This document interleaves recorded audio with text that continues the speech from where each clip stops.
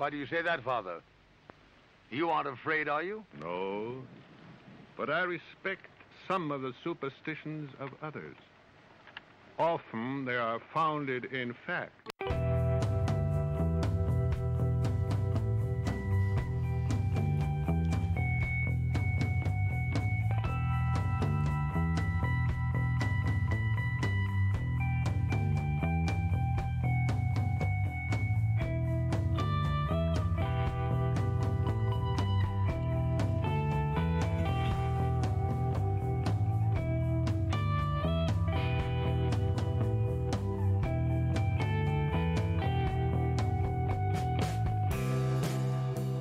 Broadcasting live from our Sanctum Sanctorum in Venice, California. I'm Krista. I'm Kristen. And we are the Sixth Sixth Sense Sense Society. Society. Welcome to another episode of the Sixth Sense Society. We are delighted to have Adela Lavine back again tonight. Welcome. Thank you for having me back. You're most welcome. And I finally get to meet you. Yes. Because you weren't here last. And tonight's show, however, we're going to be... Adela, if you don't know, is a medium, a clairvoyant, and intuitive professionally. But tonight she's going to share with us her experience at a Waldorf school, and we're going to also talk a little bit about Rudolph Steiner. First, however, we're going to go over the cosmic weather for this week. And there's not a whole lot, but a couple of important things. Today, it was the last quarter moon at 1:10 p.m. in 7 degrees of Scorpio, 38 minutes. So the moon is now in Scorpio, which is great for our show, I think. And Friday, February 1st, we have the celebration of Imbolc, or sometimes called Candlemas.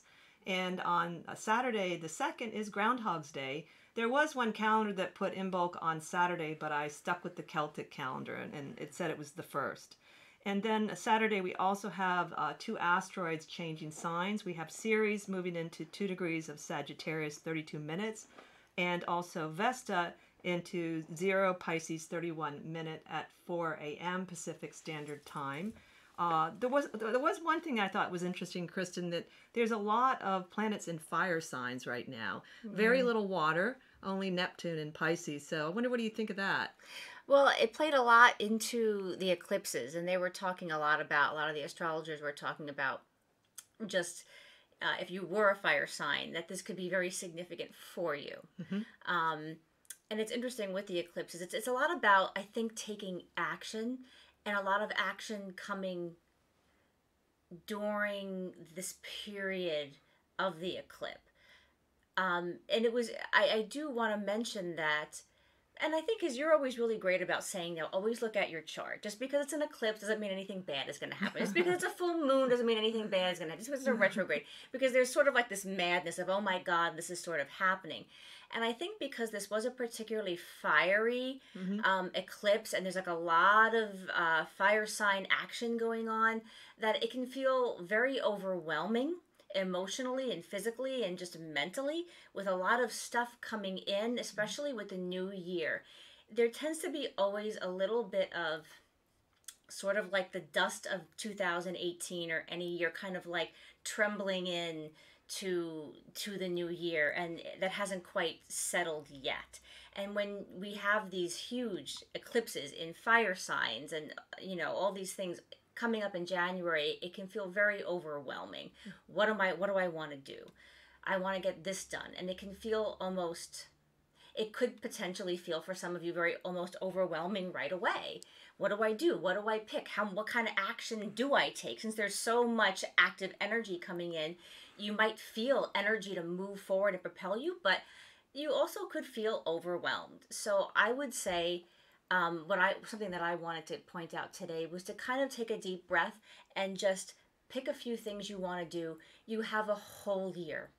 So it's okay to say, I want to get these 5 things done, but to just pick 2 for now. Maybe say, I'm going to spend the first 2 or 3 or 4 months of the year focusing on this, and then get to this other thing. You might be surprised at how things domino effect into each other if you can just focus on a few as opposed to getting overwhelmed about doing all of it. Because then that's when you get to September and you're like, oh my God, I wanted to do these 5 life-changing things, and I only got through a quarter of this one and half of this one. I didn't get to that one at all. Right. And so I just know for myself, my own personal It's you just pick one thing. It's okay if you have several passions you want to work on. You're not caring about those things that you're passionate about because you're choosing to focus on one thing. It's actually going to help you. So Great that's what I just want points. to point out. And luckily we have Saturn and Pluto and Capricorn to ground it all out still. Exactly. Exactly. And the Chinese New Year, I believe, is on the 1st as well. Year of the pig, the fire pig, I believe. Yeah, I think that's next week actually, but we're Yeah. close. We're Yeah, pretty yeah, close. we're But it good. is the year of the pig. Absolutely. Yeah. So, Michael, did you want to share a little bit about the upcoming shows? Yeah, we've got some really great shows coming up, so I'm totally looking forward to it. Next week, next Sunday, will be the Mysteries of the Tarot, and Krista and myself and Kristen are all avid tarot fanatics and we professional readers, and I'm sure we'll have some very controversial thoughts on some of it because we tend to sort of have our own unique way of looking at it. So it may give you guys some interesting things to think about when it comes to the tarot, and we're going to share some of our insights and whatnot. So I think that that'll be a lot of fun. And I think we'll have a lot of our tarot clients and fans and friends that will look forward to that. And then the following week, the 10th of February, we did confirm that Brad Conan is going to be here with us. And we're going to do astrology. He's an astrologer, but more than that, just relationships, how to find a great relationship. You know, some of our advice. And as professional readers, we've all dealt with plenty of relationship questions over the years. So we've probably talked to more people about their relationships than relationship counselors have. So hopefully we'll give you guys some interesting insights on what we've learned about relationships for Valentine's Day. So that's coming up. We have Jim McGrath coming back to talk about the symbolism and history of the Holy Trinity, which I think is going to be absolutely fabulous. At the end of February, we have Krista's father coming on to talk about Edgar Casey, and some of his stuff. So and her dad, for those of you who don't know, is an absolute expert on Edgar Casey. So I think that should be really fascinating. So those things are coming up. Let's see, what else do we have on tap? We have, I think we talked about, March, we talked about our first show being on magical wars and witch wars and stuff like that, because we've all been in a few of those too. Yes. So I will give you some advice on how to deal with some of that stuff and look at some of the historic ones, some of them that are pretty amazing. And then hopefully somewhere in March, we're going to have one of the members of Sunset Lodge come on and talk a little bit about Freemasonry and some of the esoteric and symbolic aspects of Freemasonry, which should be very interesting. So as you can see, we've got a really good lineup, and we're working well into the spring almost at this point with guests. And if any of you are listening to our show and you have a particularly interesting topic, then give us a call or send us an email, and who knows, you may find yourself on our show at some point. It could happen. So I'm going to hand it back to you guys. I'm super excited about tonight because there are certain giants in the esoteric philosophical, occult philosophical world, and I think people like Manly Hall and Blavatsky, and certainly I think Steiner's right up there with him. I think I would call him a giant in terms of this world. So I'm really interested to hear more about him, and hand it over to you guys, and have a great show, and we'll check in maybe somewhere down the road. Great. Thanks so much, Michael. So I have a little clock here. I'm going to stick to hopefully only about 4 minutes of a sort of bio of Rudolph Steiner, because it's hard to condense. He did accomplish a lot, no matter if you like him or not, and he is a fascinating man. He was born in 1861, either February 25th or 27th. I guess they're not quite sure. And he was born in Mura-Karalis, the Kingdom of Hungary, which was part of the Austrian Empire, which is now in Croatia. At the age of 9, he saw the spirit of his aunt who had recently died, and the family did not know that she had died, and she spoke to him and said that she wanted Steiner to help her and others like her later in his life. So he had a mystical experience. And that was probably, I think, all that at least is written about his mystical experiences as a child. He actually went to the Vienna Institute of Technology and studied mathematics, physics, chemistry, botany, zoology, an audited course in literature and philosophy from 1879 to 1883. And he got an academic scholarship there.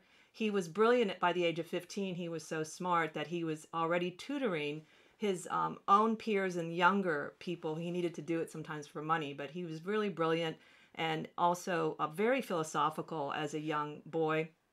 He luckily was invited to become the chief editor of a new edition of Goethe's work, because of one of his teachers in 1882. And Goethe became an absolutely huge influence on him, particularly his view of nature came through Goethe. And that became part of all of his teachings in a lot of ways. One of the other, I think, transforming things for Steiner was, again, he was a tutor at the age of 23. In 1884, he tutored a family that had 4 children. It was Ladislas and Pauline Specht.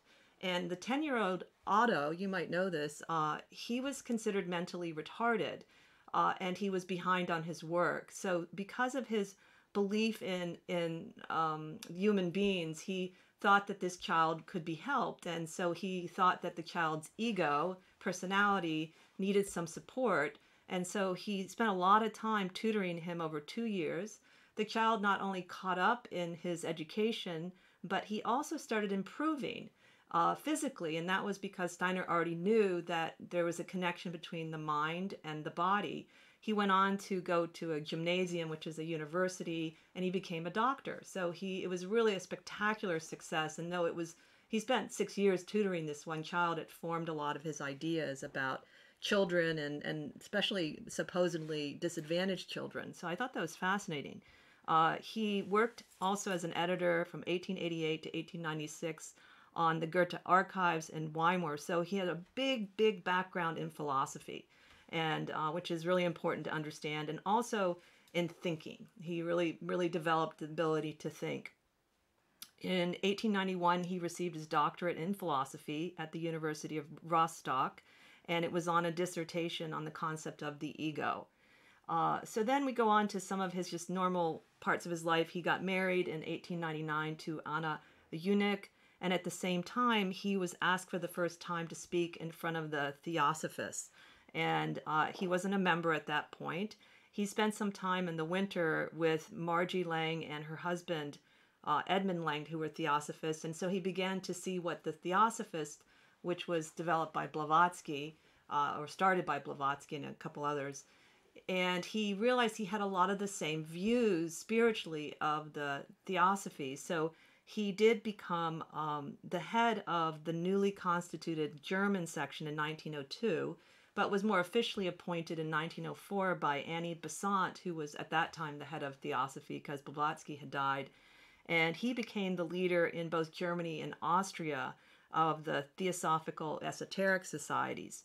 So that was when he really started getting into Theosophy and starting to do more lectures. It was also when 1904 was when he published his first major occult works, which was Theosophy, an Introduction to the Supersensible Knowledge of the World and the Destination of Man. So that's supposed to be one of the better books to read of Steiner. If you want to read Steiner, he is a little difficult at first, and that's one of the good ones to start with. It's easier to read.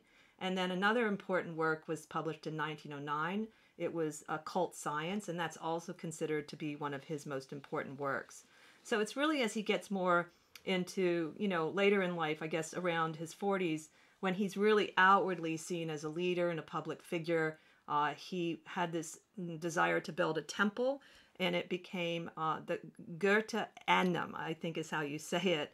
And they laid the stones for that in 1913, September 20th. There's still one today, but it's a second version as the first one was burnt down.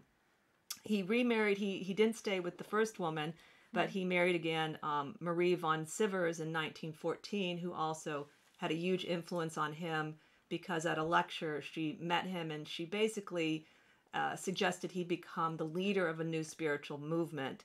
And so he decided he would, and he took it on. And this really marked the beginning of his public personality. So he had a fairly quiet background before this in a lot of ways, more behind the scenes.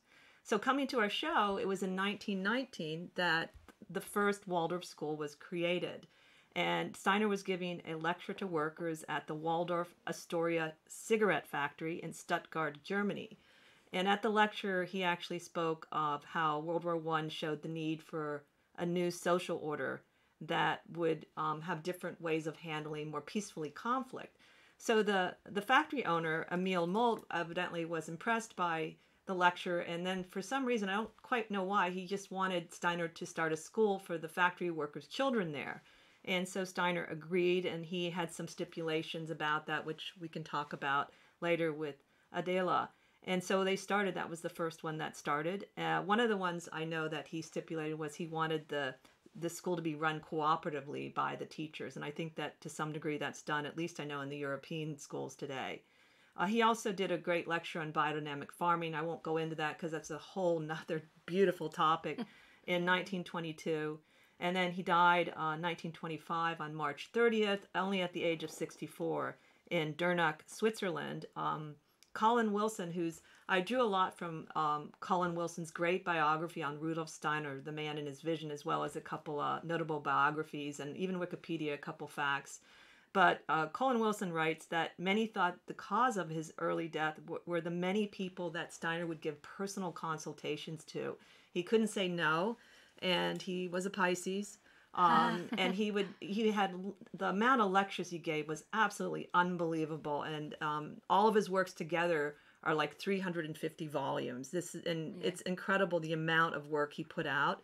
And when you can get to the lectures online, and they're like sophisticated lectures. I mean, they're not just, hey, come join Anthroposophic Society, or it's like these complex ideas. I can't imagine, his brain must have been so powerful. So his method of investigating the inner world of the mind, I think does unleash a lot of energy, like because of his productiveness, and he proves it. But he didn't think he was going to die. I don't think he was still working. He was working on a book. I think he thought he'd recover. So it's kind of sad that he did so much, and that's a little bit about him. And we're going to jump in right away and start talking about, of course, the Waldorf schools, which are really, there's many Waldorf schools, and they're really growing. And I don't know if he would have even realized the effect he had, and how they're all over the world. And so Adela has gone to Waldorf School, and let's start with that. So when did you go, and where did you go? I went to one out here in LA, and it was one that opened in I think the 60s, so it's one of the older ones, one of the original older ones, I guess. Don't quote me on that. But I went in kindergarten, and that they have a preschool now, but they didn't have a preschool then. I think that wasn't very Waldorfian, because that's what we kind of like call it, like you're a Waldorfian and all that kind of language. But I went in kindergarten. My siblings, I'm going to jump back to myself, but just to kind of give a concept, they went from K to 12, two of them, and then one of them went K to he left in 8th grade. They're all very kind of practical minded people, and I'm the one floating around. And I actually is interesting because I went in kindergarten and I went in 1st grade in the Waldorf school. Once you go into 1st grade, you have the same teacher from 1st to 8th grade. Oh, wow. The teacher How moves cool. with you.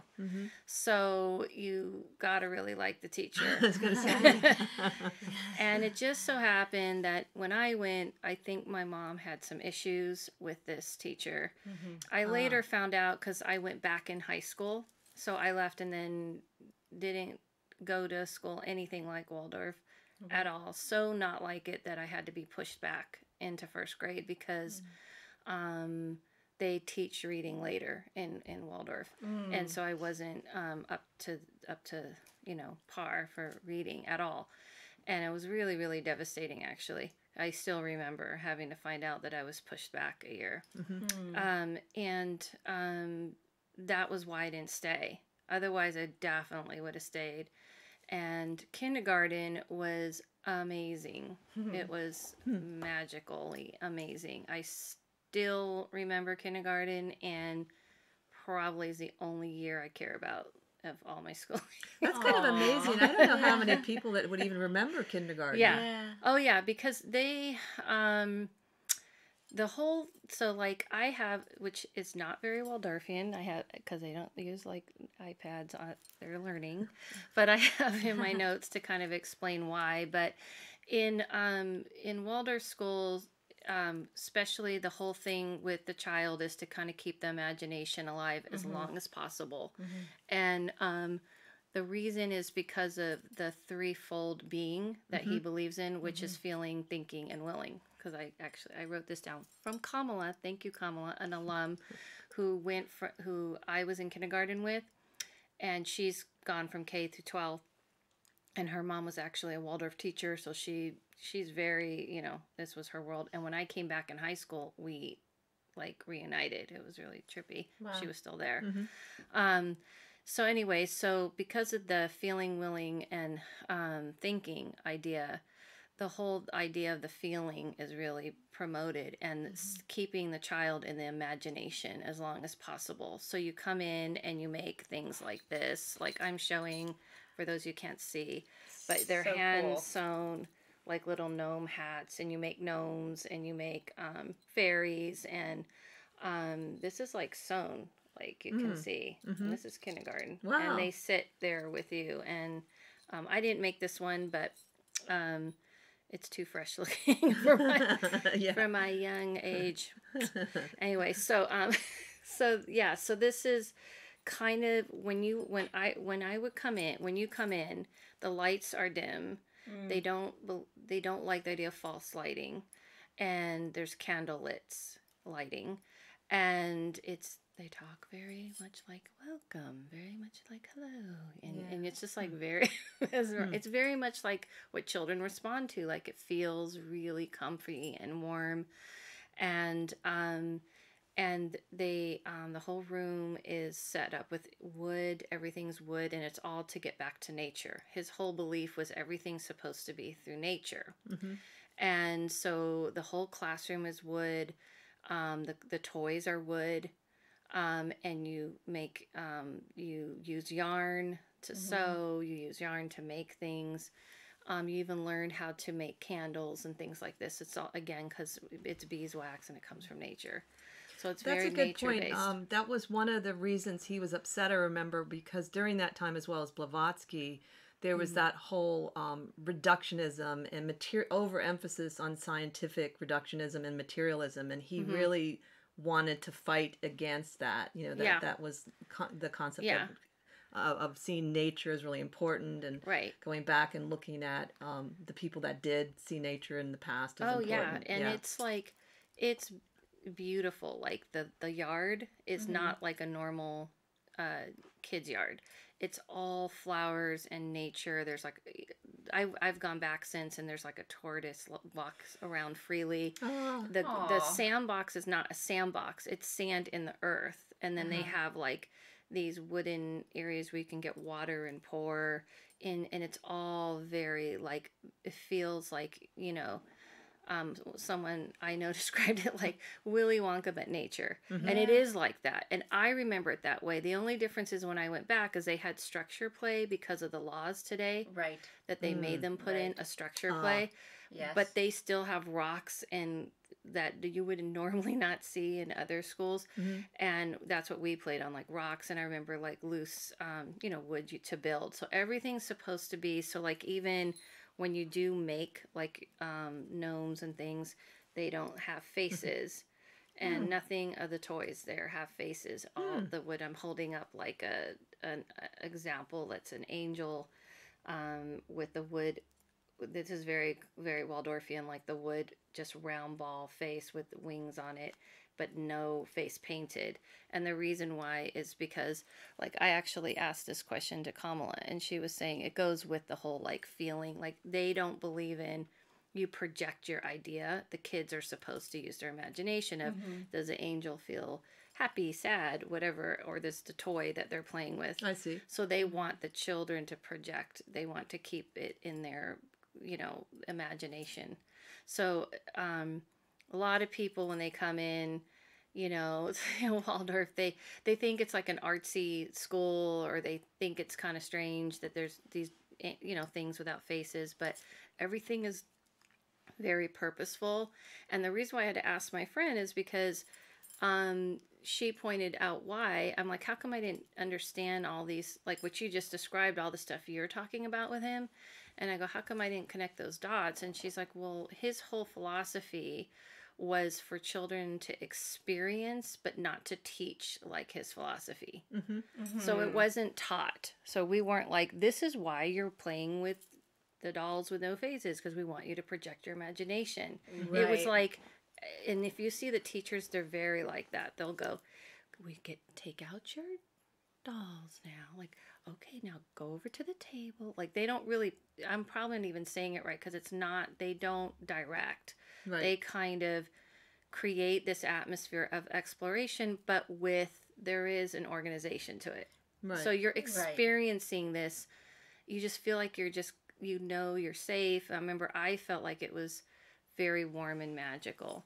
And so the whole thing with like, I think she pointed out like to me that she was helping me understand, like connect those dots, is that the kids, when they go into kindergarten, it's like fairies and imagination and all that kind of stuff, and he believes in the 7-year mark.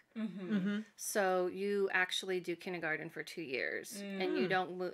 We called it moving up into first grade till you're 7, and then even the high school and the elementary is separate, because he looks at it like the children at this age are supposed to be kind of in this like, way of thinking that is not like they're preparing you for the real world. So that's not the words he used, but so it's the idea of that the child, because it's interesting because I've always believed in this about children, always. And then when I was hearing this, I go, well, maybe this did, like me and Krista were talking about this came into my being without me realizing that children kind of are in between the worlds. As a spiritual person, I believe this, until they get about 8, 9, 10. Yeah. And so that's kind of fitting to what he believes, and that you're supposed to slowly kind of go, oh, okay, now you're in this mundane world. And so he kind of keeps it like letting the children float, and then So you it's slowly not so introduce. abrupt. It's not so abrupt. And they even have a rose ceremony that the 12th graders do with the kindergartners. Oh. So they kind of say, welcome to your first grade. As we're leaving, we're kind of guiding you into this world as we exit the school. So there's like actual rose ceremony where they hand you the rose. I remember it to this day, like feeling really like, wow, this is like, they seemed like huge to me, of course, but so everything's very purposeful. Well, I think it was in Colin Wilson's biography, he said that Steiner himself knew he had matured late in life in terms of he was very drawn into the inward world, more unusually so for a child, even as a young adult. And he knew he kind of blossomed later, but because of that, he felt that it didn't water down the experience of the inner and outer worlds, and that was what he had experienced. So I think he wanted children to experience that, like you were saying, that they get that time in the inner world, which is one of the things I really get from his books, is that he believes we should all really develop the inner world because that is the real world, and then once you do, there are spiritual gifts that occur.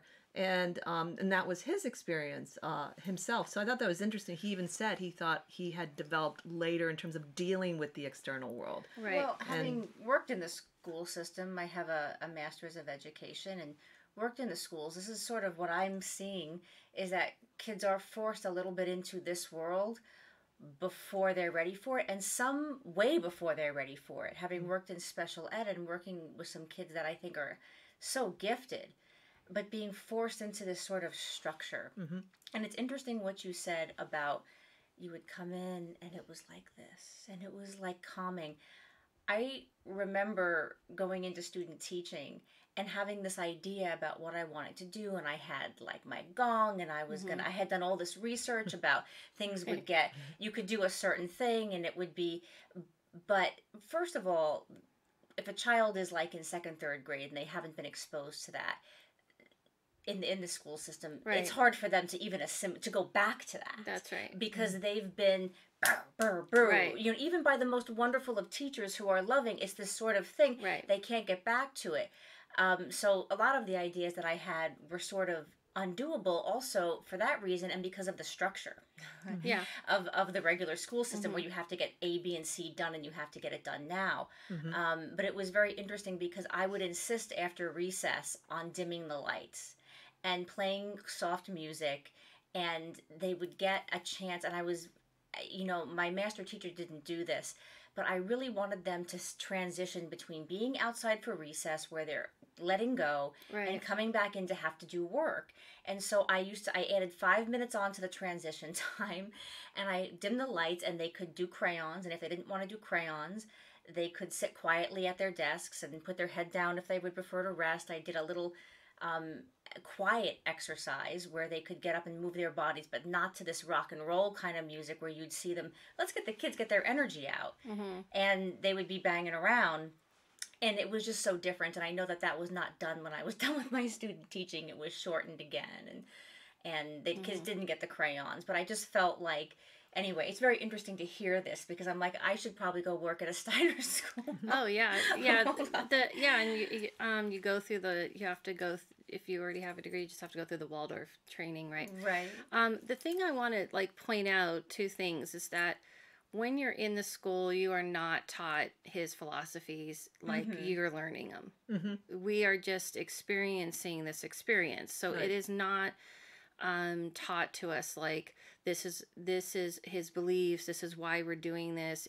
It's not at all. And so you're just having this experience.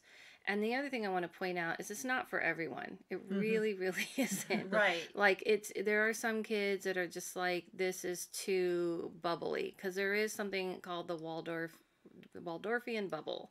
Right. And people who've gone to Waldorf will know and will joke about, like, you're just kind of in this like soft bubble, and then anything you're trying to penetrate through that is very kind of well, it's like stopped. Montessori school. Like Montessori is wonderful for some kids, and Montessori is too much and Montessori for others. is actually, because I worked with kids for a lot of years, but and I worked at Montessori school. It's completely different than Waldorf. Yes. People always compare it, not at all the same. But you know what's interesting about your story, when you told me your sister and brother, that they actually became quite educated intellectuals, and they went to the schools longer than you. Aren't their professions are what not? What are you trying to say? I'm not No. educated. I think, I'm saying that a lot of people think that correct. people are going to come out of the You're Waldorf going to be a medium school. if you leave a medium school. Not even that. Not that they're going to be kind of like artsy people, all of them. Oh, and people that always there's think this that. misconception. Okay. I think, So the thing is, that's the other thing I want to say, is that it has turned. There's been some debate over people who are true old school Waldorfians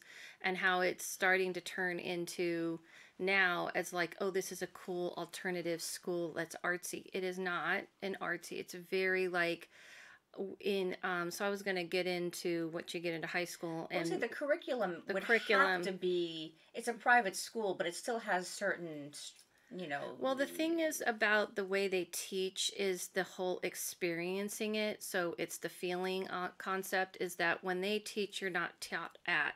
So let me just go back to, because this is the biggest thing people ask about, is why it takes so long for them to teach reading, because they don't learn to read till 3rd grade. Yes, I'm very curious as to how that works. So like I got this from Kamala because she one thing she kind of filled me in. I knew that, that they don't teach to read, and I knew it was about this idea of keeping you in that like flow, but it was mostly because he believes in, the ideas when the child is ready. And so they kind of just don't push. And so, but however, what people don't realize is they do a lot of preparation that doesn't look like they're teaching reading, which is like when I was in 1st grade, there's this big chalkboard, and it's these different color chalks. And the teacher would say, and like the magical man, or, the fairy flew, and he would draw it, and he would draw the story from like how you read, from left to right. And you would draw it from left to right. And then you would tell the story. So it's almost like you're illustrating it. Well, you are illustrating it. That's the whole point. And they get really big into illustrating, which is giving you, I wanted to say exactly what she told me, but I'm pretty sure it's the feeling part of it. Right. And so you go and you start with that, and then you go to the next one, and you start to tell so you're filling up your page. And so you've told a story. So they do things. Their way is to introduce it to you in the way a child likes, their brain works. Well, of course, there's some kids that are like, that's too slow. I want to learn to read. Right. And so you have to pay attention to your kid. Right. But it is very, they're very intellectual, because when they teach, like I'll talk about in a minute at high school and stuff, when you're in class, their teacher's right in front of you. It's interactive. You're discussing it. They get very involved. They're like, and then this, and if it's about botany, which we took, zoology, which we had, and all that kind of stuff, chemistry, they're called main lessons, which I'll explain. It's very involved. So these kids are like, when I went back into high school, I was like, they like know their stuff, because they're like in it. Right. They're not taking notes detached from it. Right. They're like in it, because you have to make your own books. There are no books in Waldorf. You create your own books. And so the art part comes from teaching you illustration. Okay.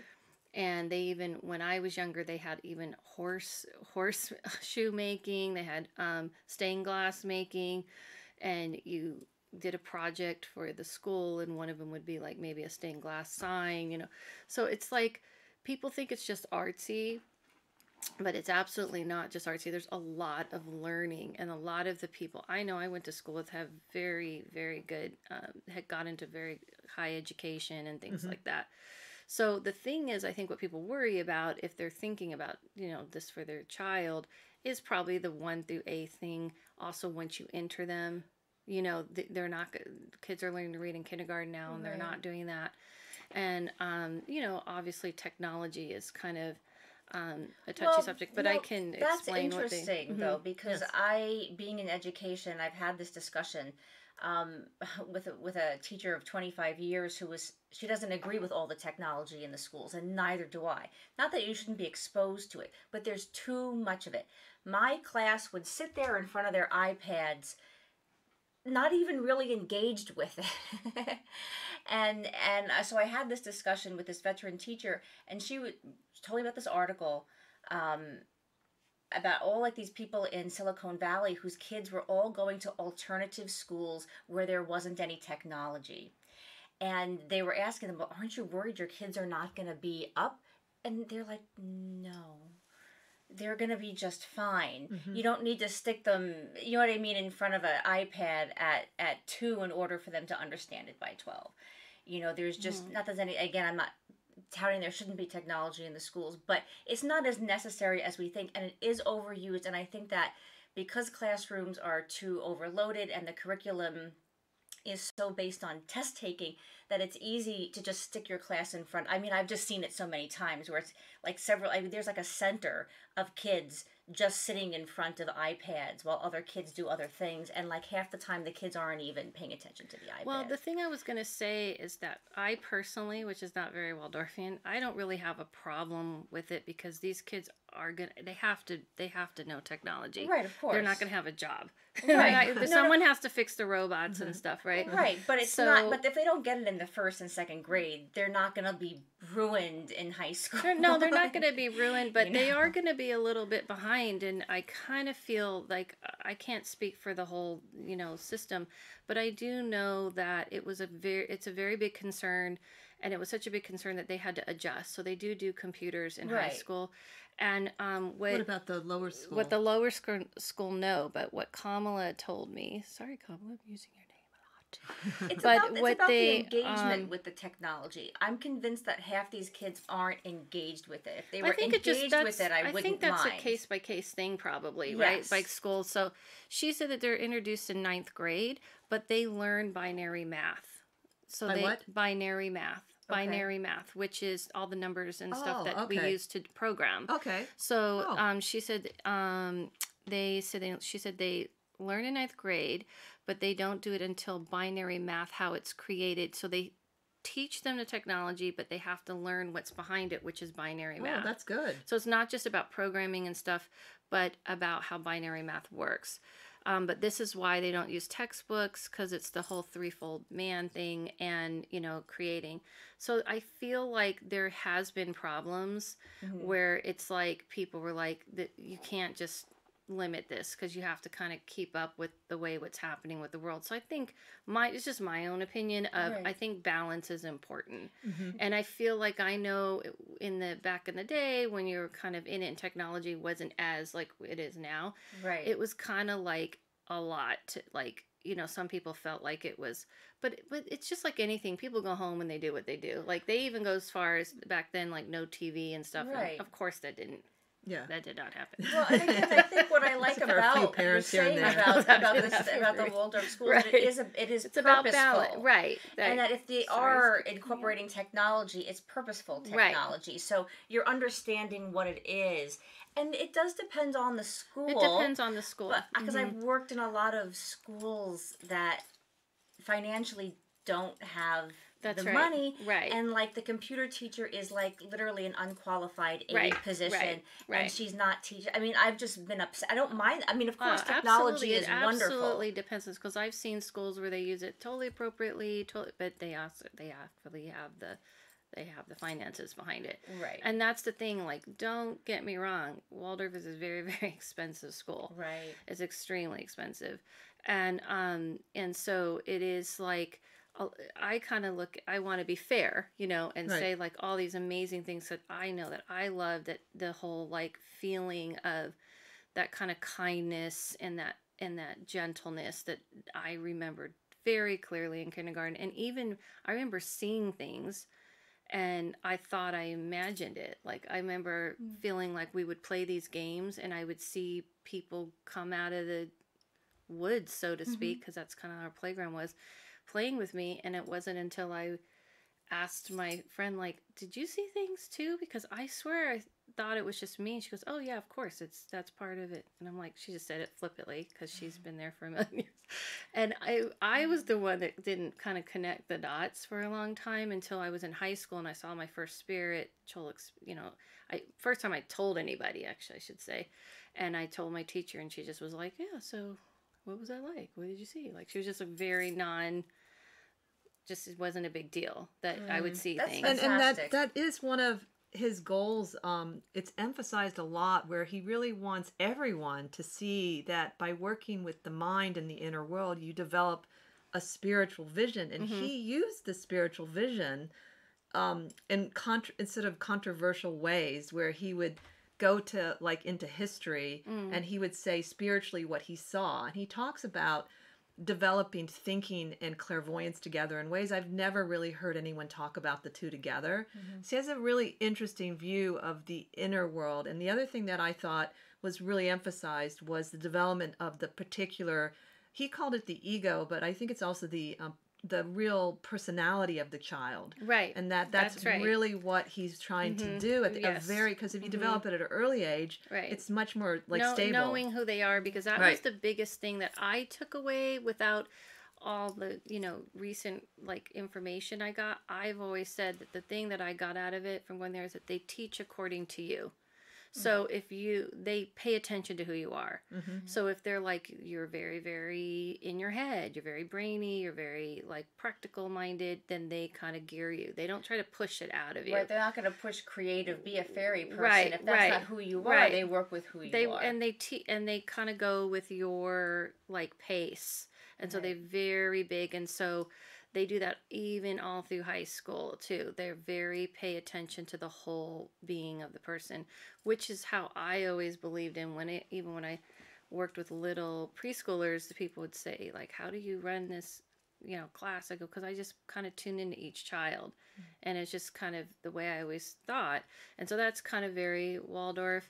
And the whole thing, like I never understood like why they, the classrooms they don't believe in like any rigid, like around the chalk. There isn't, I don't know, is there even a chalkboard? I think there is. So there's no hard edges. There's no hard edges because of nature. Everything, so they teach you gardening, not probably to the extent you learned, but there's a definite garden and you do gardening and everything's about pulling from nature.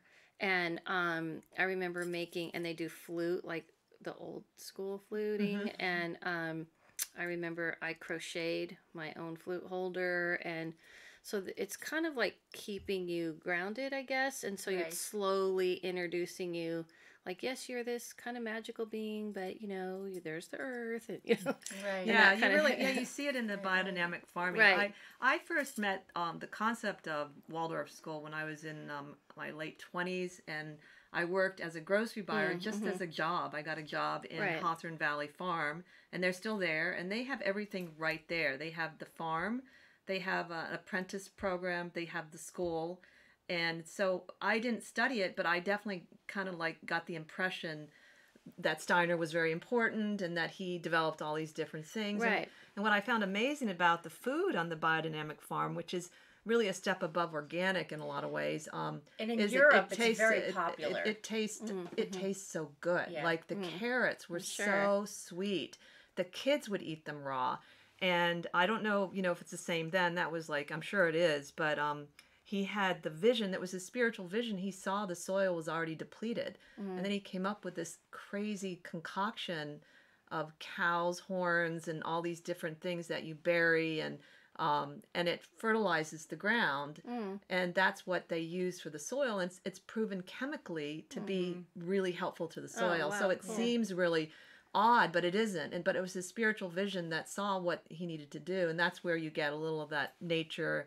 But I always liked seeing the apprentice people because they always seem so alive and connected to the earth. And I almost considered even doing it because it seems so Yeah. so You look like a cool. Waldorf teacher. There's like a look Waldorf teachers have. And you would probably love it if you believe in all that. But it is that I think like I said, I think when I was young, I didn't see it as like, oh, I'm connecting with nature. I think because like I've said, you're just experiencing the whole thing. Like the teacher that I had in kindergarten, she actually, I remembered her, and because my whole family went there, we kind of, people knew us, pretty well. But she called when my mother was dying, she called the hospital room and talked to me. Like that's wow. like, you don't have your kindergarten teacher.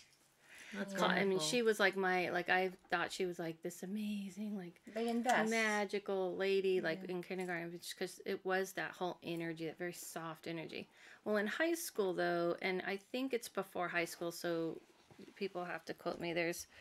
May not quote me, but I'm pretty sure they start doing this before high school. I didn't get to experience it, but I think that it starts to happen when you're getting more and more into like, reading and stuff like that. Might be like 5th grade and stuff, but people would have to research it. You start to have main lessons. So instead of having like in high school, how you sign up and you have all your different classes, Right. the way they do it is main lesson blocks. So you have like your staples, English and math and things like that. And then you have main lesson blocks, and main lesson blocks would be like zoology, botany, and those type of things, and chemistry. And you have them, I think, for 3 months, or I forget how long it was. And you're taught that main thing, plus you're going to all the staples, plus you're going to like learning to paint. And the artistry of like, I'm not going to show my main lesson book because you have to draw. Mine's horrible. I would imagine if you didn't like drawing and you were at the Steiner school, it would be like, oh my God. Yeah, well, they kind of, that's the thing. These kids that I went to school with have been drawing since kindergarten. Right. And I left and came back, and they were like, phew, blah, blah, blah. And I was like, forget it. Like, I don't want anyone to see this. But Waldorf teachers aren't like that. They're like, it's all about expression to them. So they won't let you get away with that. They're like, no. You still have to do it. And I was like, they don't look at like good or bad. And so when you have the main lessons, you go in, and like I said, you're very, very involved and with the teaching, and you do take notes, and you go home and you start, and you have to put it in your main lesson book. And they look like what I'm holding up for those who can't see, is basically like a, what would you call it? Like a typical folder. Yeah. And it has like all of the, like this is FOSS. It's like, this is a main lesson. And of course, Goethe, of course. I like it, yeah, and like you have to do it. And in Waldorf, they believe in shading with coloring, and it's again, and they also, you use special crayons that don't have points. They're squares and they're beeswax. And it's because, and I never totally knew. And then I asked my friend, and she's like, it's because it's not supposed to be, the point represents, you're supposed to draw it like this. So if it's a square, and also it's for when they're little, this is not high school, obviously. The grip of it. It's the grip. Yeah. Right. So which is like, if you look at the world, they're kind of catching up to him. I was going to Because say. I see those now in Target, and they're Yes. like mainstream now. Because I work in special ed, and we have them a lot. Right. So, but it's interesting how I think a lot of these concepts are flowing into. Coming, right. He was ahead of his It's time, not basically. so it's still alternative to some people, but not so much Not as it so used much. to be. No, not at all. And so there's a thing called shading, and I'll show you an example of that. And you learn to shade. And again, she said it's because if you do a sun, you shade it. And so what it is, it's like you hold the crayon and you're just kind of creating the shaded version. And it's, again, he doesn't want you to go like, this is a sun and it has to be perfect. It has to look this way because in a science book, when they see that the sun and that's what it is and it's a big label, they want you to be in your imagination. This is kind of more younger kids, the shading part. Like as the kids Yeah, get older, they are drawing suns. There's a specific style I noticed for the younger drawings. Yes, it's the wall. I'll show you an example. Yeah. And then when you're in high school, when they give you a grade, like this is them giving a grade. They write. So she's showing like almost a whole page. I'm showing like a whole page of comments, and then there's a grade, which there's the F on That's there. a lot of effort. That's not an F. Yeah. My mom was really sick during the time I was there, and the amazing thing about them is they all rallied behind me and helped me through that. And that's the difference of that kind of energy. But they give you a whole explanation. So they're not like I was telling you earlier, like I had an English teacher who I took journalism, and he thought I had like a natural writing gift, and I was like really into writing like stories. And so I didn't realize journalism isn't story, right? So I wrote this whole thing, and I thought it was great. And he was like, this is typical Waldorf. It was very great, Adela. Very creative. Very well put. But no facts at all. None. And that's how they'll like tell you. They're not going to be like, listen, you didn't get any facts. And then, how come you weren't listening to the lecture that we did and we told you it was facts? Yeah, they're like, they'll acknowledge like this obviously seems to be your gift. But in this, what we're trying to learn, you got to kind of add and help you to learn this. And so it's not like depleting, taking away from something from you and saying it's wrong. It's like, this is amazing, but we're doing journalism. So we got to maybe kind of work on that. And they'll like push you in that way, in that kind of way. Right. So it makes you feel good. And you're like, oh, okay, well, yeah, I can do that. You know, it seems like we'd build up a healthy self-esteem and also fair criticism. Balanced Balanced criticism. Right, because you're learning. You're learning, so they're kind of treating you like a student. Like, of course you don't know. You may not get it the you're first not a time journalist. around. Right. It might take a few turns to kind of understand the concept. And this is like an example for those who can see, for the shading. This is another, what's this subject? This is Spanish. And when they teach Spanish, it's all Spanish. But this is like a shading concept of where you shade. And that's not like the greatest example, but they'll do like full on pictures. And when you have to illustrate your work, so you create a whole book, and that's main lesson. And then you do that main lesson block and you go to the next main lesson block. I think Spanish might have been a consistent, because they do Spanish and German. Right. But, now, do you have homework? Yeah, that's your homework. That's so your homework okay. is you go in, you get all these, information, and you got to go home and put it in your main lesson book. You write it out in this, beautiful kind of writing, and you draw the illustrations. And I guess that's where the technology would come in, because kids need to learn how to type, especially if they're going to go to college. Right. So they probably have, you can, instead of having to write your journalism essay, you can type it out on the computer. Yeah, so that's kind of the problem, is that people were like, they're not going to be writing the stuff out, right? You know, in the world. And I'm sure that going college prep is a concern of people. But I did ask, because when I went back, I asked some of the high schoolers there. I said, when we were young, we didn't have the internet. We didn't have, there's some people who are very much submerged in the Waldorf world. And, like I said, my parents let me watch TV and things like that. Sorry, Mrs. Barraclough, if you see this, but she knows. But like, these kids were really, it kind of made sense. They're like, well, when we go home, we can go online and we can talk to other people. So we're not totally not aware of the world. Right. Of course. Whereas back in the day, you could just be in this bubble Sure. and not be aware of the world because we just had a phone and a TV. But But they didn't have Facebook to go on, right, or they the internet connect. and all They that were like, stuff. we have friends in our neighborhood. We have friends online. Like we're kind of well rounded. So they said like we have this world and then we have our world at home. So I was like, Right. okay, cool. That was really cool. A lot of them actually expressed that. Right. So do you think, based on your current experience dealing with anything with Waldorf, that the kids are well adjusted or differently adjusted than kids that are going through these, regular private and public schools, and also more immersed in social media, like a lot? Do you think there could be a positive thing because they're not completely immersed, or do you think it doesn't really matter, it's individual? I think it's individual, and I think the thing is like what they said, what these kids were saying to me made sense, is that they can be in that world, but when they're there, at least they have this kind of protective encouragement of, we want to know you, we want to encourage children to know each other, and and to like really foster them and stuff. So it's like, I think they get the balance, but I don't think they're going to be completely removed Sure. from that. But I do feel like what I have found is there is an energy. Like if you go and you see, there is an energy that feels really safe, and it feels way more like the kids do feel Listened more to. balanced. Yeah. And listened to. And I think that you can do the same thing at home if you wanted to for your own child, and Sure. have them out in the world. And I think for people who maybe need, help with that, Waldorf is really good. But I feel like it depends on individual cases. Like I said, I even when I was in school, I would see people like, this isn't for them. Right. Yeah, and I think that's probably in general, period. I mean, Anything in life is not for exactly. You everybody. gotta kind of know your kid and go like, Right. if they're telling you this doesn't jive with them, then Right. maybe it doesn't jive with them. Right. Yeah. Now, I did notice that there's obviously a lot of schools in Germany and, Yes. Austria, and they call them, I think they call them Steiner Waldorf schools. They Probably, kept the yeah. name in it. And I found this like fact sheet that you can see online about what it is.